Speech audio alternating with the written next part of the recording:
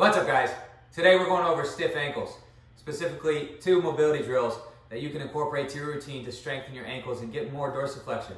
You do this for when you sprint or when you squat, and then just more durability throughout, whether you're walking, running, playing, whatever the case may be, more durable ankles.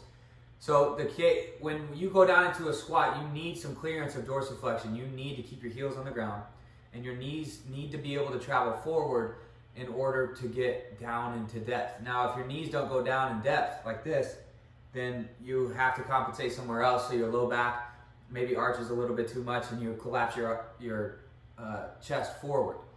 So in order to get more range of motion in the squat, you need to improve your ankles, because if I don't have any ankle mobility here, if I can't go forward, but I still want my hips to get depth, my chest is obviously facing the ground.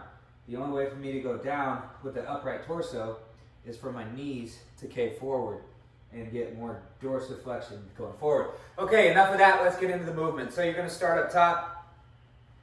You're going to go feet shoulder width apart, toes straight ahead. Now, a little bit of complex movement here, but bear with me. So right from the get-go, you can grab onto something if you need to. Right from the get-go, you're going to drive your knees forward. Now, the key here is keeping your heels down on the ground, straight line from your knees up to your hips to your shoulders. Keeping the heels down, go until you can't go any further, or until your heels come up off the ground, or you feel pain in your knees. As soon as I hit that end point, I'm going to shift my hips back, keeping my knees where they're at. I'm going to shift my butt back, hinging at the waist, so now I'm bent, I'm flexed at the hip. Just like so, keep that weight on the heels.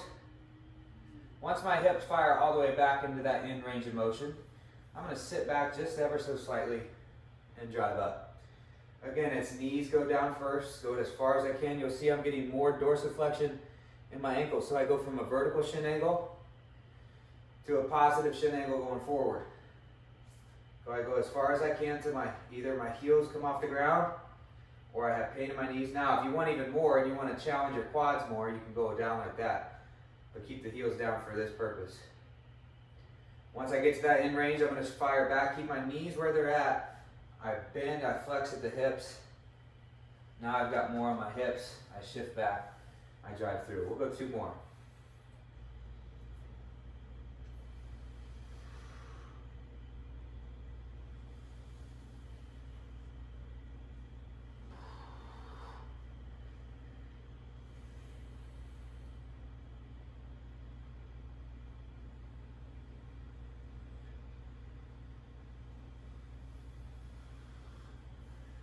Nice, now we'll go single leg. So especially if you have one that's worse than the other, you can really target it on this single leg movement.